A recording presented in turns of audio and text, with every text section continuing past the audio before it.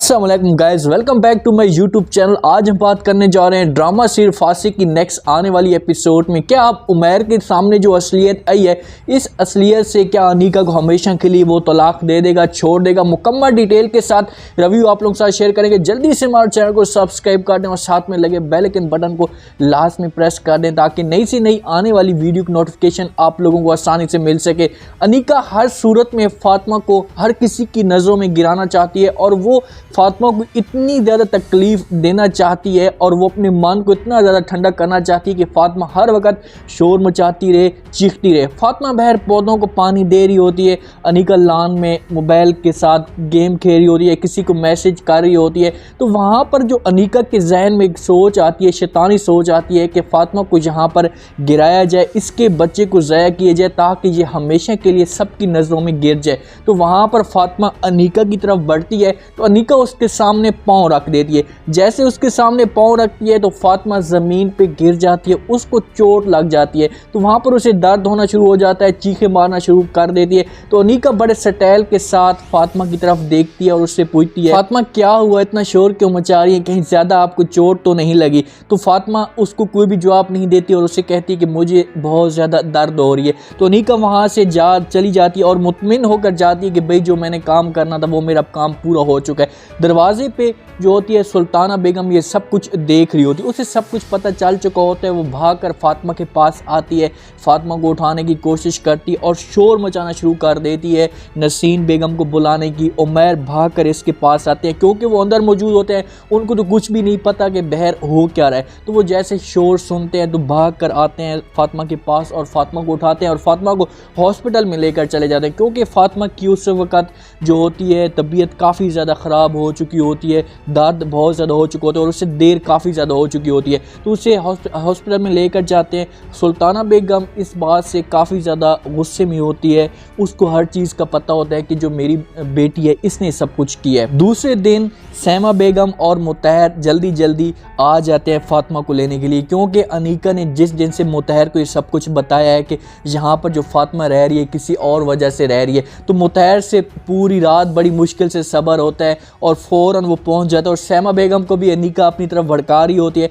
तो वो जल्दी जल्दी आते हैं यहाँ पर लेने के लिए। जैसे घर में पहुँचते हैं तो घर में खामोशी होती है, कोई भी नहीं होता, ना नसीन बेगम होती है, ना उमैर होता है और ना ही फातिमा होता है। सैमा बेगम के जहन में तो आ रही है कहीं कि उमैर और फातिमा फिर कहीं घूमने के लिए गए हैं। तो सुल्ताना बेगम आती है उनके पास, तो सैमा पूछती है कि फातिमा कहाँ है, उसे बोलो जल्दी जल्दी तैयार हो जाए या हमारे पास बुलाओ, उसे हम अपने साथ लेकर जाते हैं। तो सुल्ताना बेगम उनको जवाब देती है, उससे कहती है कि जी वहाँ पर फातिमा ज़मीन पे गिरी है और उसे चोट लग गई है और उसे हॉस्पिटल में लेकर गए हैं। तो मुतहर ये अल्फाज सुनता है क्योंकि मुतहर को जो बच्चा होता है वो बहुत ही ज़्यादा अजीज़ होता है, इसी बच्चे की वजह से फातिमा के साथ उसका ताल्लुक़ बनता जा रहा है मज़ीद गहरा। तो वो शोर मचाना शुरू कर देते और कहते हैं कि जी कहाँ है फातिमा, क्या हुआ, क्यों गिरी है, जो मसले मसाइल होने थे वो पूछना शुरू कर देती है। सुल्ताना बेगम उससे कहती कि मुझे तो इस बात का इतना ख़ास नहीं पता, मैं आई नीचे गिरी हुई थी तो मैंने इसे उठाया और हॉस्पिटल में उसे वो लेकर चले गए।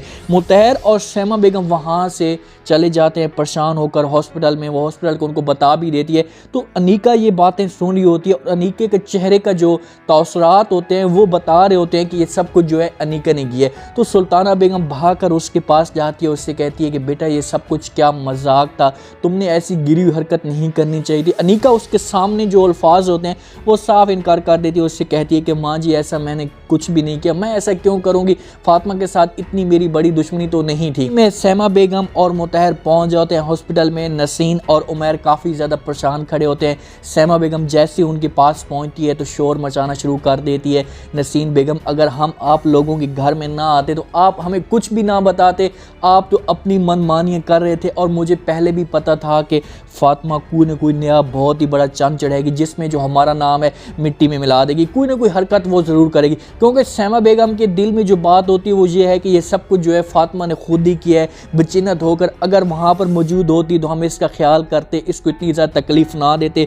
ये सीढ़ियों से चढ़ी होगी, किसी भी हरकत इसने की होगी जिसकी वजह से इसको इतना बड़ा नुकसान है। लेकिन फातिमा की जो नीयत है काफ़ी ज़्यादा साफ़ है, उसकी नीयत में ऐसा कुछ भी खोट नहीं है, तो उसके ऊपर जो खुदा भी काफ़ी ज़्यादा राज़ी हो जाता है। तो वहाँ पर जब इस तरह की वो बातें कर रही होती है, नसीन बेगम को ताने दे रही होती है और सुना रही होती है, क्योंकि सैमा बेगम को तो बहाना चाहिए था, तो वहाँ पर डॉक्टर आ जाती है और उससे कहती है कि बहुत ही आप लोगों को मुबारक हो, परेशान होने की इसमें कोई भी बात नहीं है, बच्चा और माँ दोनों सेम हैं, इसको किसी किस्म के ख़तरे की कोई ऐसी अलामात मौजूद नहीं है, कमज़ोरी आ गई थी, ताकत के इंजेक्शन इनको लगवा दिए हैं, ड्रिप इनको लगवा दिए हैं, तो जैसे ये ठीक होती है तो इसको आप यहाँ से लेकर चले जाते हैं। मुतहर ये बात सुनता है तो काफ़ी ज़्यादा खुश हो जाता है और सैमा बेगम के जो चेहरे का रंग है वो थोड़ा सा मज़ीद परेशान हो जाता है, क्योंकि सैमा बेगम चाहती थी कि फ़ातिमा के साथ ये सब कुछ होगा तो उसके बाद जो मुझे बहाना बहुत ही ज़्यादा मिल जाएगा कि ऐसा फ़ातिमा ने ख़ुद किया है, ये उमैर के साथ गुल खिला रहा है। तो नसीन बेगम